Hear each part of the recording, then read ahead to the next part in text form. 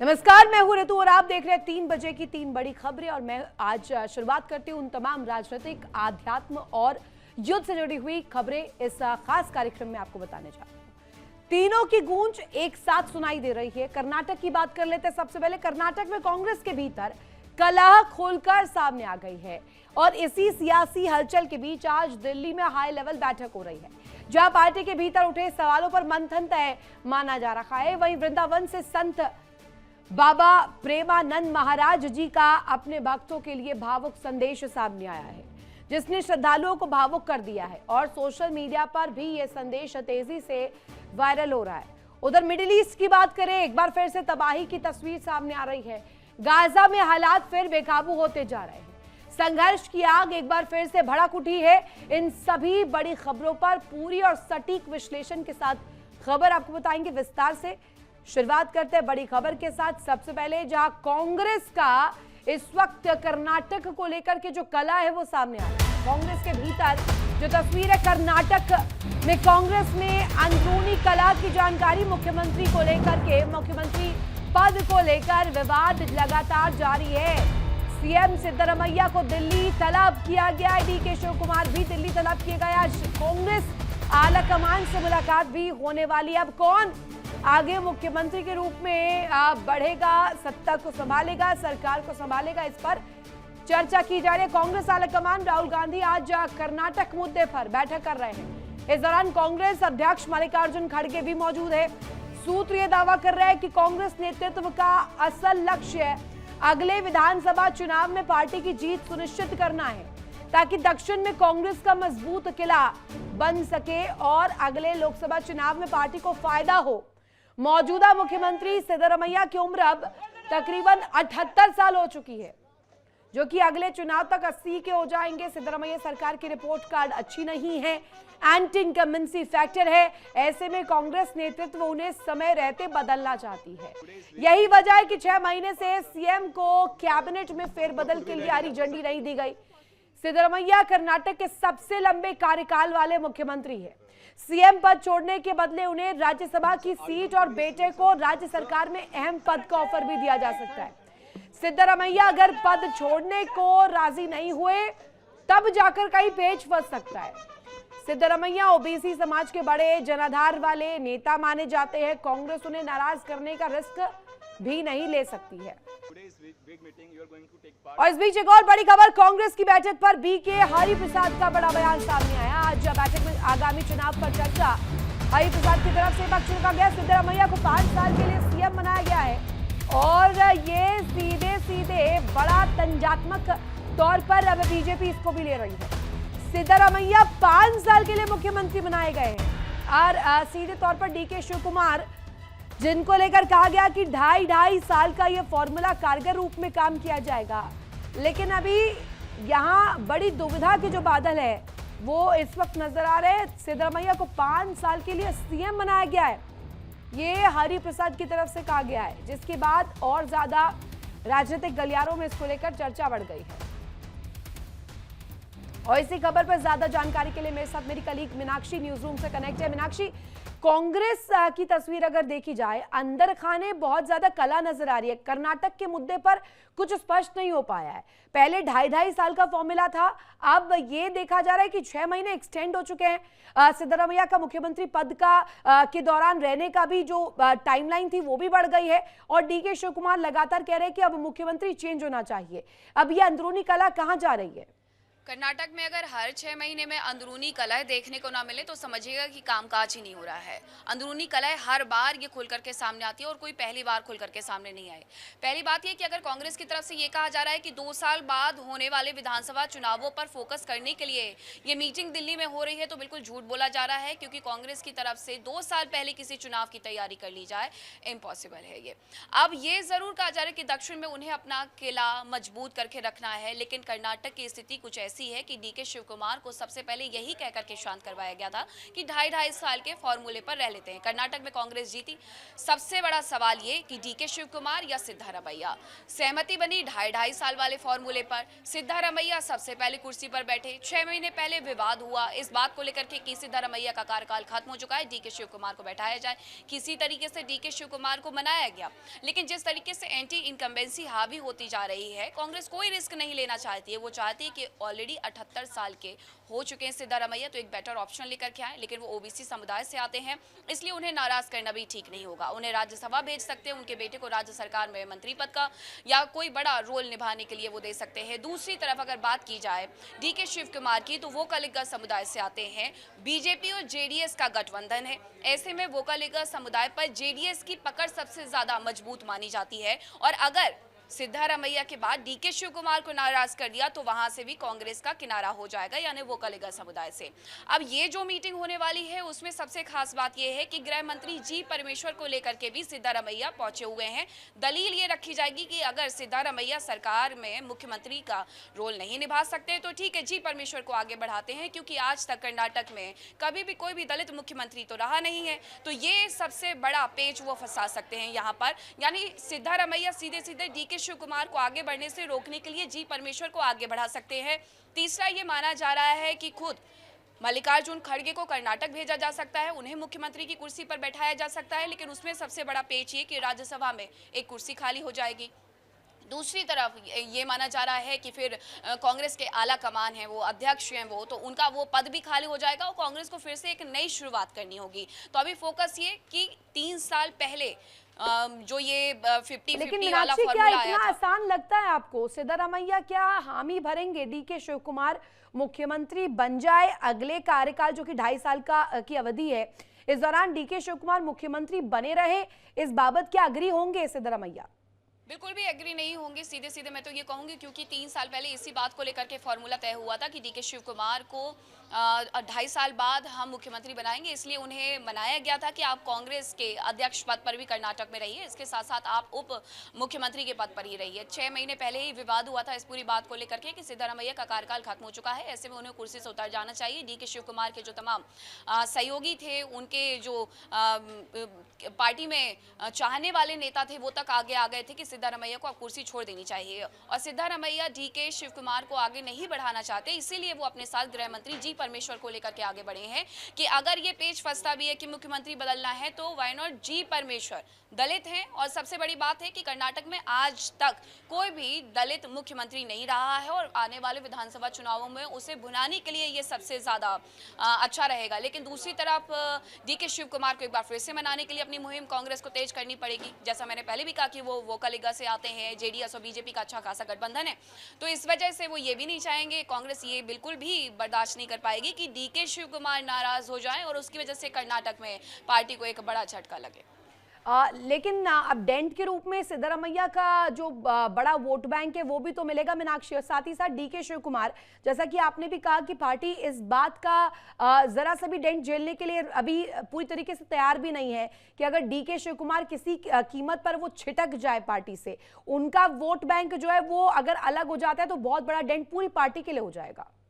ये संभावनाएं तो ऋतु बहुत पहले 3 महीने 4 महीने पहले भी जताई जा रही थी, जब डीके शिव कुमार को मुख्यमंत्री पद की कमान नहीं सौंपी गई थी, तभी ये माना जा रहा था कि वो नाराज हो गए हैं और जाकर के दूसरी पार्टी में वो शपथ ग्रहण करते हुए नजर आ सकते हैं। हालांकि डीके शिव कुमार की तरफ से उस वक्त कहा गया था कि वो कांग्रेस के एक समर्पित नेता हैं, कांग्रेस के साथ ही रह रहे हैं, कहीं नहीं जा रहे हैं। हाँ, उन्हें मना लिया गया था, लेकिन इस बार क्या पार्टी उन्हें मनाने में कामयाब होती है या वो रूट करके किसी और पार्टी में चिटक जाते हैं आने वाले विधानसभा चुनावों में, ये देखना भी काफी दिलचस्प होगा। लेकिन आज जो सबसे बड़ा अपडेट है वो यही है कि दिल्ली में जैसे ही सिद्धारमैया जी परमेश्वर के साथ पहुंचे हैं तो अटकलें ये ज्यादा तेज हो गई हैं कि सिद्धारमैया हो सकता है कि कुर्सी छोड़ दें, लेकिन नाम सीधे सीधे वो अगर किसी का बढ़ाएंगे तो जी परमेश्वर का ही आगे बढ़ाएंगे।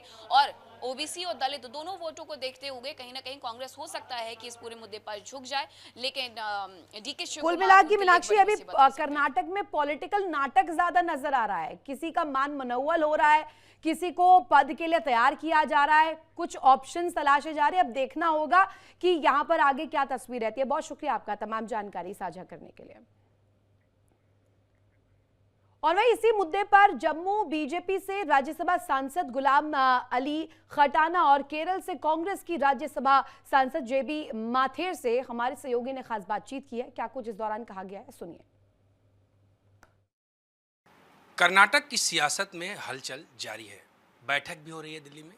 इसी पर ज़्यादा बातचीत करने के लिए मेरे साथ गुलाम अली खटाना जी हैं। मैं इनसे बात करूंगा। सर, राज्यसभा सांसद जम्मू कश्मीर से। सर, जिस तरह से लगातार अगर देखा जाए तो बैठकों का दौर जारी है, मुख्यमंत्री उप मुख्यमंत्री यहाँ पर पहुँचे हैं, किस तरह से देख रहे हैं आप? क्या लग रहा है यहाँ पे सर? जिन पार्टियों ने अभी फैमिली से बाहर नहीं हुए हैं, उसमें क्या दिक्कत रहती है कि कैडर का पॉलिटिकल अकोमोडेशंस, पॉलिटिकल अपॉर्चुनिटीज़ जो हैं उसमें दिक्कत रहता है, क्योंकि उनको फैमिली से ही फैसला लेना है। जो फैमिली के करीब हो गया उसको फल मिल जाता है। तो इसीलिए यही दुर्भाग्यपूर्ण बात है। इसीलिए जब हम बोलते हैं कि फैमिली से इन सियासी पार्टियों को बाहर आना चाहिए, फैमिली के अलावा भी पावर कॉरिडोर होना चाहिए, यही मकसद है हमारा। और मकसद ये नहीं है हमारा कि फैमिली का आदमी कोई एमएलए एमपी बन गया तो दोबारा नहीं बन सकता। हमारा यही है कि जो पॉलिटिकल जमात में फैमिली का पावर है वो डेंजरस है। नहीं, भारतीय जनता पार्टी एक मजबूत अपोजिशन चाहती है देश में, देश की डेमोक्रेसी के लिए बड़ी इंपॉर्टेंट है। बट जो लीडर ऑफ अपोजिशन का रोल जहाँ जिस तरह कांग्रेस या इंडी ब्लॉक के लोग करते हैं, न्यूसेंस खड़ी करते हैं, पार्लियामेंट का टाइम वेस्ट करते हैं,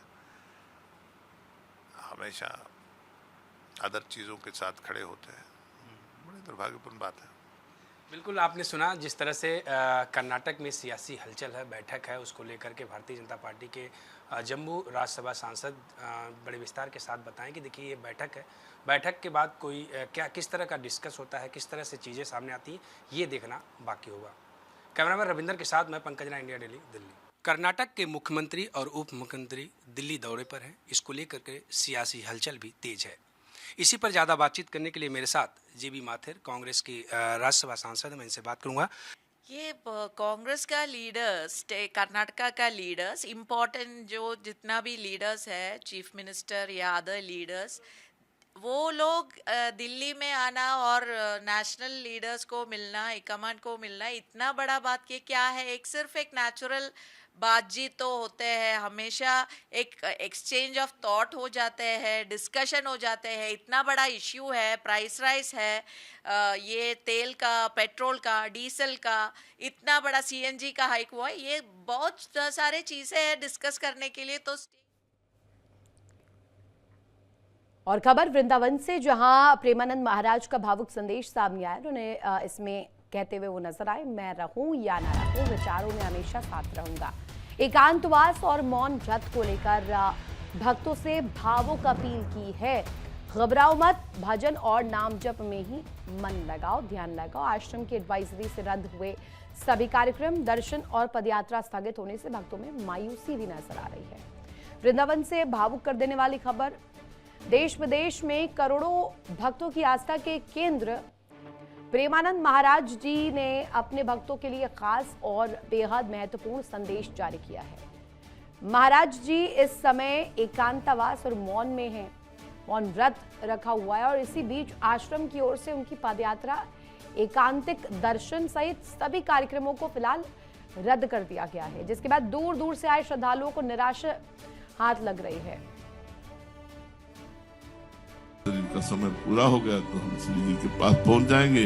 आप थोड़ा विलंब से आएंगे, लेकिन आना एक ही जगह, और नहीं किसी भी तरह से हम आएंगे, एक ही साथ जाएंगे। हम आपके बिना जीवन धारण, तो हम कहा ऐसा करोगे तो नरक जाएगा। इनका समय पूरा हो गया तो हम श्री जी के पास पहुंच जाएंगे। आप थोड़ा विलंब से आएंगे, लेकिन आना एक ही जगह, और नहीं किसी भी तरह से हम आएंगे, एक ही साथ जाएंगे। हम आपके बिना जीवन धारण, तो हम कहा ऐसा करोगे तो नरक। और इसी पर ज्यादा जानकारी देने के लिए वृंदावन से हमारे साथ प्रेम कौशिक कनेक्ट है। प्रेम का सीधे रुख करते हैं। प्रेम, भावुक मैसेज, भावुक संदेश सोशल मीडिया पर प्रेमानंद महाराज जी का, और इसके बाद कई लोग जो हैं अब बस अटकलें लगा रहे हैं, आंकलन कर रहे हैं और कामना कर रहे हैं कि उनके स्वास्थ्य में बेहतरी हो। देखिए ऋतु, 2006 से जो है संत प्रेमानंद महाराज अपने किडनी की बीमारी से जूझ रहे हैं। लंबे समय से जिस तरह से वो अपने किडनी की बीमारी से जूझ रहे हैं, तो उनकी डायलिसिस होती है, जिसके बाद में उनकी समय समय पर तबीयत खराब हो जाती है। इस तबीयत खराब होने के चलते जो रात्रि में होने वाली पदयात्रा है, वो अनिश्चित काल के लिए स्थगित कर दी गई है।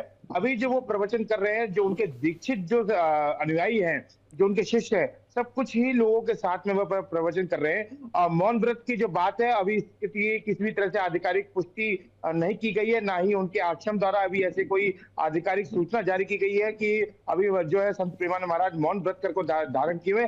हाँ, हालांकि ये है कि अभी स्वास्थ्य कारणों की वजह से वह रात्रि पदयात्रा में नहीं निकल रहे। जिस पदयात्रा में जो है हजारों की संख्या में, सैकड़ों की संख्या में जो लोग उनके प्रवचनों में नहीं पहुंच पाते थे, तो संत प्रेमानंद महाराज के दर्शन कर कर जो अपने धन्य करते थे अपने जीवन को। देखिए, संत प्रेमानंद महाराज की अगर बात करें तो उनके पास में बड़े बड़े सेलिब्रिटी, बड़े बड़े क्रिकेट जगत के लोग हो, चाहे राजनीतिक हस्तियां हो, वो तमाम लोग जाते हैं। और उसके साथ साथ जो आम लोग भी हैं, उनके प्रवचनों को या फिर तो वृंदावन में आके जो उनके राधा केली कुंज जो आश्रम है वहां पर जाकर सुनते हैं, या फिर जो है सोशल मीडिया के माध्यम से, क्योंकि उनके कई सारे पेज हैं, जैसे भजन मार्ग है या तमाम ऐसे पेज है जो सोशल मीडिया के माध्यम से उनके प्रवचन को सुनते हैं। अगर बात करें संत प्रेमानंद महाराज की, तो वह सिर्फ राधा नाम जप कर और अपने जीवन को किस तरह से सद्मार्ग की ओर जाया जाए और जिससे कि भगवत प्राप्ति हो सके, सिर्फ इसी चीज का संदेश देते हैं। उनसे कई बार लोगों ने इस चीज की भी बात की कि अगर अपने जीवन को सुधारना है या फिर तंत्र मंत्र विद्या से वह दूर होकर सिर्फ भगवान के भजनों से किस तरह से आप अपने जीवन को सुधार सकते हैं, नशे का सेवन ना कर कर और अपने माता पिता या फिर भगवान को भक्ति के साथ ही अपने जीवन की शुरुआत करें, तो इन तमाम जो है प्रवचनों के माध्यम से, तमाम संदेशों के माध्यम से लोक हित की बात जो है संत प्रेमानंद महाराज करते हैं। ऐसे संत को देखिए आज के समय पे बहुत जरूरी है समाज को। अगर बात करें कि आज जिस तरह से बड़े तादाद में युवा भी जो है संत प्रेमानंद महाराज को सुनता है, हर वर्ग, हर समुदाय का जो व्यक्ति है वो संत प्रेमानंद महाराज को सुनता है। लेकिन जिस तरह से संत प्रेमानंद महाराज के जो रात्रि में होने वाली पदयात्रा बंद है, जो है तमाम जो बड़ी संख्या में जो लोगों के साथ में प्रवचन करते थे, उन प्रवचनों को बंद है, तो कहीं ना कहीं जो आने वाले श्रद्धालु हैं उनमें मायूसी तो छाई हुई है। लेकिन ये लंबे समय तक मायूसी नहीं रह सकती है, क्योंकि इसके बाद में संत प्रेमानंद महाराज जल्दी भक्तों के बीच में आएंगे और प्रवचन देंगे। अब बात करें जिस तरह की जो भावुक संदेश है, ये भावुक संदेश भी उन लोगों के लिए है, जिस तरह से उन्होंने कहा कि कई लोग जिद करते हैं कि महाराज जी हम आपके साथ निकुंज में जाएंगे, मतलब इस मृत्यु लोक में जब हम और आप जी रहे हैं, उस मृत्यु लोक को छोड़कर जब लोग जिद पर आ जाते हैं कि एक साथ एक जाना है, तो कहीं उस रास्ते को जो है संत प्रेमानंद महाराज ने गलत बताया। कहा कि हर किसी का मृत्यु लोक में आना तय है, एक निश्चित समय तक उसको यहाँ रहना पड़ता है, उसके हिसाब से उसको यहाँ कार्य करना पड़ता है। तो उन्होंने कहा कि यहाँ रहकर सिर्फ भगवान का भजन करें, यहाँ पर रहकर उनको भगवत प्राप्ति करें, यहाँ पर रहकर सद्मार्ग करें। ये जितना पकड़े कि क्या नाम है कि संत प्रेमानंद महाराज के साथ ही निकुंज जाएंगे, हर किसी का तय है। उन्होंने ये भी कहा कि अब उनकी जीवन की जो यात्रा है वह भी धीरे धीरे पूरी होती जा रही है, तो ये तो संभव नहीं कि एक साथ में जाया जाए। लेकिन उन्होंने कहा कि जब तक विधाता ने जो जीवन लिखा है तब तक आपको अच्छे रूप में यहाँ पर पूर्ण गए। उसके साथ में उन्होंने ये भी कहा कि देखिए, मैं रहूं ना रहूं, ये प्रवचन सदा रहेंगे, ये दुनिया रहेगी, तो वह भी उनके साथ हमेशा रहते, क्योंकि गुरु और शिष्य की जोड़ी यही नहीं पर लोग तक एक साथ रहती है। हमेशा गुरु के सद्मार्ग को दिखाए हुए मार्गों पर चलना चाहिए। तो उन्होंने साफ तौर पर जो उनके प्रवचन है, जो लंबे समय से वो देते चले आ रहे हैं, वो समाज के हित के लिए, और वाकई में उनके प्रवचनों से बड़ी तादाद में लोग जब सुनते हैं तो समाज में कहीं ना कहीं एक दिशा बनती है और उससे हित भी होता है। निश्चित रूप में प्रेम, और ये देखने वाली बात होगी क्योंकि एक भावुक मैसेज आया है। निश्चित रूप में निराशा भी लोगों के मनों में इस वक्त नजर आ रही है, लेकिन आगे सब यही कामना कर रहे हैं कि वो जल्द ही स्वस्थ हो, उनका स्वास्थ्य ठीक हो। बहुत शुक्रिया आपका तमाम जानकारी के लिए प्रेम। और एक और बड़ी खबर, गाजा पर फिर विध्वंसक अटैक। गाजा में इजराइल ने फिर से मिसाइलें बरसाई है। हमले में महिला और बच्ची की मौत हुई है। सीज़फायर पर दुनिया भर में सवाल उठ रहे हैं। अब तक 880 से अधिक फिलिस्तीनियों की मौत हो चुकी है।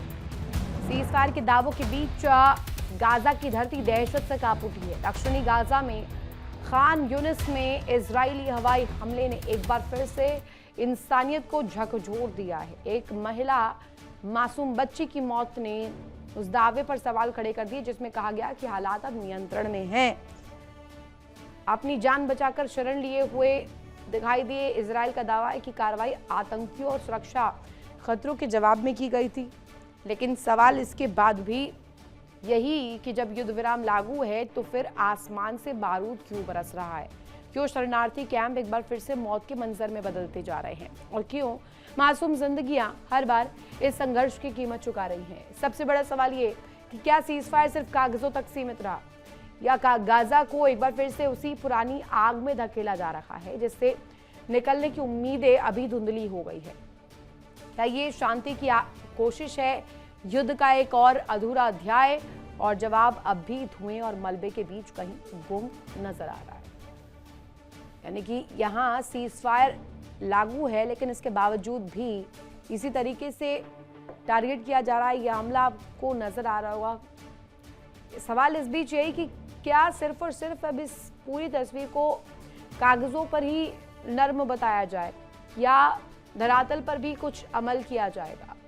गाजा में सीजफायर या ये अंदरूनी तौर पर वॉर अभी भी जारी है। फिर से विध्वंसक अटैक गाजा पर इजराइल ने मिसाइल अटैक किया है। सीधे रुक करते नैना का, मेरी कलीग न्यूज रूम से मुझे ज्वाइन कर रही है। नैना, गाजा पर इजराइल ने फिर से मिसाइल अटैक किया है, लेकिन इस बीच सवाल यही कि अभी तो कहा जा रहा था, बड़े बड़े दावे किए जा रहे थे कि अब तो सीजफायर हो चुका है और स्थिति थोड़ी सी नर्म पड़ती हुई नजर आ रही है, ठीक होती हुई नजर आ रही है, लेकिन इसके बाद फिर से इजराइल ने ये मिसाइल अटैक किया है।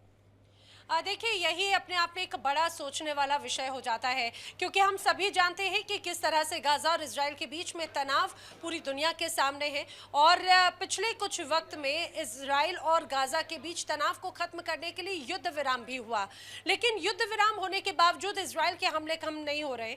और पिछले जो अभी तक पूरे लगातार जो हमले हुए उसमें एक रिपोर्ट ये भी बताती है कि फिलिस्तीन में यानी गाजा में किस तरह से 72,000 से ज्यादा लोगों की जान अभी तक गई है। वहीं हमास की तरफ से जो ये कहा जाए कि हमास समर्थित जो एक मंत्रालय है, वहां का स्वास्थ्य मंत्रालय, उनकी तरफ से जानकारी सामने आई कि युद्ध विराम के बीच में इजराइल की तरफ से जो हमले किए गए उसमें 880 फिलिस्तीन अपनी जान गंवा चुके हैं, जिसमें महिलाएं भी शामिल हैं, जिसमें मासूम बच्चे भी शामिल हैं। हाल ही में एक और रिपोर्ट सामने आई थी जिसमें यह स्पष्ट हो जाता है कि इजराइल ने फिलिस्तीन का 90% हिस्सा ध्वस्त कर दिया, बर्बाद कर दिया।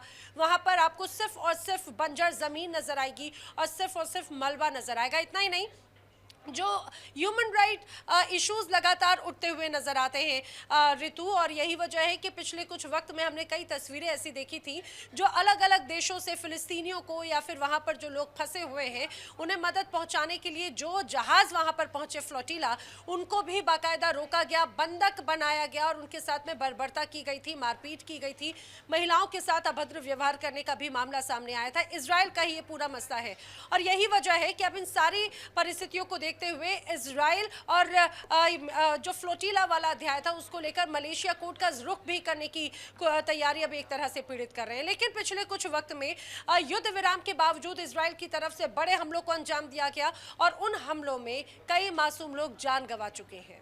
बिल्कुल नैना, और यही जो दावा बनाम हकीकत की जो लड़ाई है और ये प्रश्न इस वक्त खड़ा हो रहा है कि क्या जो कागजों पर दावा किया गया वो असल में अमल में नहीं लाया जा रहा है धरातल पर। इसी प्रश्न के साथ नई नई थियरीज और नई नई गुत्थियां भी जुड़ती जा रही है। बहुत शुक्रिया आपका तमाम जानकारी साझा करने के लिए। और फिलहाल इसी के साथ यहाँ रुकेंगे छोटे से ब्रेक के लिए। ब्रेक के उस पार भी खबरें लगातार जारी। अब देखते रहिए इंडिया डेली। इंडिया डेली अब आपके स्मार्ट टीवी पर मौजूद है। देखिए इंडिया डेली 24/7 अब आपके स्मार्ट टीवी पर। इंडिया डेली मौजूद है सभी डिजिटल प्लेटफॉर्म पर लाइव और लगातार। इंडिया डेली 24/7 हर दिन राष्ट्र को समर्पित।